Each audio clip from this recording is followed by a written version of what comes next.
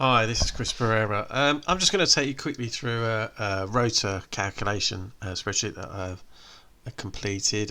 It helps calculating costs of rotas for um, basically agenda for change.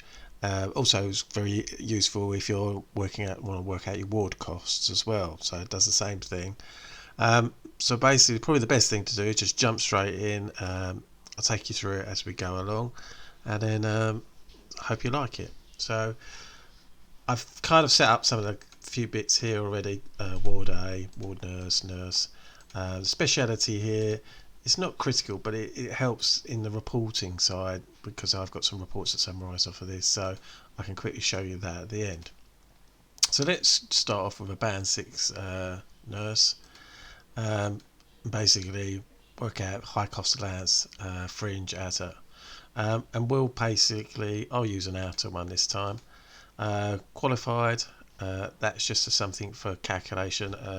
Basically what it's doing is working at qualified nurses working on shift patterns tend to, when they're higher bands, their higher levels of holidays accrued to them and training, so they actually in theory you need a few more of them, whereas the unqualified nurse is slightly different mix, but it's not massive difference, but it's enough obviously in the calculation of costs. So the planned and unplanned included. So what this actually means, where we've got no at the moment, is to cover if you wanted a shift covered regardless. So if somebody is on holiday but you still need that shift covered, this is what it does. It calculates the additional WT that you'll need to cover the entire shift. So it also incorporates a bit of sickness as well. The percentages around sickness and things like that can be amended if you like, but generically, you tend to sort of follow what's the average already within the hospital. So we're obviously going to be costing award, so we're going to click yes. Obviously that goes green if you'd notice, it's just more, it's a warning. So this is about staff numbers. How many people do you want on your rota, maybe on the early? So let's just pick 2. The next bit is to do a time.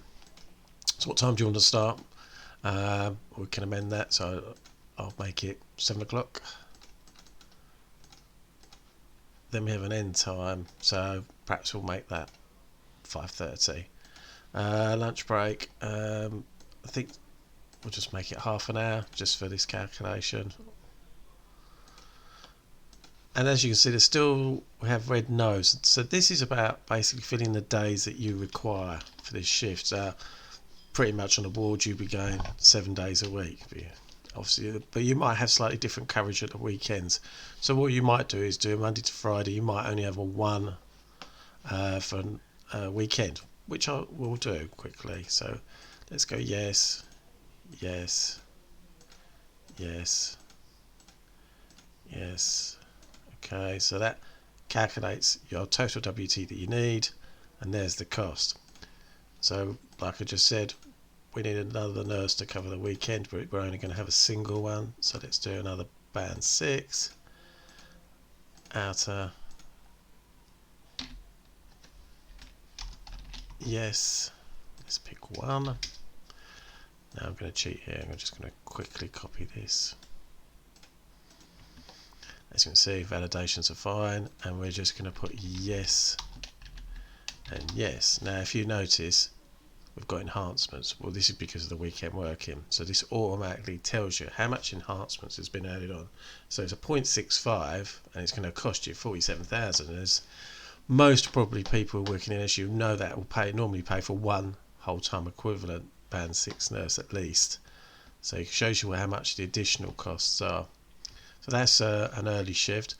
Now, so what I'm going to do is let's do the same thing for the night shift. Let's pick again the same band 6. Well, no, actually, let's leave it as a band 7. We're going to pick outer, qualified 2, and let's do the same as what we've done earlier. I'm just going to make it the same, so we have a weekend, we'll have 1. So there we go, we've done a band 7. I've not changed the times on this one, I just thought it would be easy for everybody to see. So again, we'll put another nurse in. Band 7 again, outer, And if you notice, everything's a drop down list bar some of these little input things here. So we're going to put 1. Again, I'm going to quickly cheat and I'm just going to copy that down, because as long as it's in the same format, it's validated and it's fine. And then we're going to pick yes for the Saturday and yes for the Sunday, and there you go. Same sort of enhancements, very expensive. Okay, so I hope you like that. I hope you found that slightly interesting.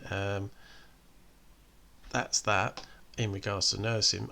What also you can do is you may want to be putting in some of your medical staff, so you can do that on here. I have medical staff bandings on here, so let's just pick a consultant. Again, outer, so it's down as a medic. I'm going to say no. We'll leave that as no, as not going to be needing to be covered all the time. You might want to change that. So let's just say they're going to come on 9, and then finish at 5. For that shift, and again 0. Let's put a half an hour again. So that's 0, and let's just cheat quickly, and then we'll just copy yeses across.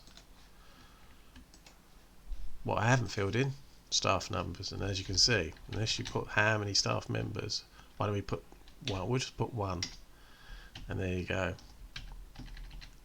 So that's what it's going to cost. That's, you need 1 WTE, and that's the main cost. In regards to these bandings and everything, there's a separate sheet where you can tweak the finances slightly. So we'll quickly go and look at that, and I'll show you how that feeds through. So as you can see, a medic consultant, band nurses have all copied through, and they're already there. This is kind of like a forward view if you were planning your awards for 9 years and maybe you're bidding or tendering it. There's a facility within this spreadsheet that you can just show the years you want to be working on, so you can just show 3 years, 5 years. I mean, I could even set up ones for 1 year, but all I'm going to quickly show is actually a top point on here, so let's shift that to middle. So as you can see, these are the points you can change them. If you happen to have a specific nurse bands and you knew what points they want, you could put that in an individual basis to make your award costings even more accurate. But I would tend to probably go with your middle and top points when you're doing these things. It's at least it's better. But I mean, in a lot of cases you have to look very carefully at nurses work on awards, because you tend to find qualifieds been around for a little while, 6s and 7s tend to be around the top point. So for that case, I'm going to put these at top point. I'll leave the consultant at middle point, and let's just go down. That one's already on top point, and we'll shift that one to top point. And as you can see, it does make a difference on the costings. And there you go, feeds through all the way through. What's very nice is if you want to go and look at your summary, I mean, here's the Rota finance. This is showing all your WTE costs coming through. This kind of works out some indirect overhead costs and indirect sub. These are sort of additional bits if you're, wanted to work everything out. More on the pay summary. This shows you all your WT that you need, consultant, basic cost. And if you then wanted to look at, well, actually, what have I got? So this kind of summarises at band level and how many nurses. So it can help you along the lines of your bit of workforce planning looking forward. Again, another summary cost one. This one's just just shows your bands costs again. This is all about the non-paying contracts. It gives you a bit more detail. Anyway, I hope you like that, found that quite interesting. Thanks.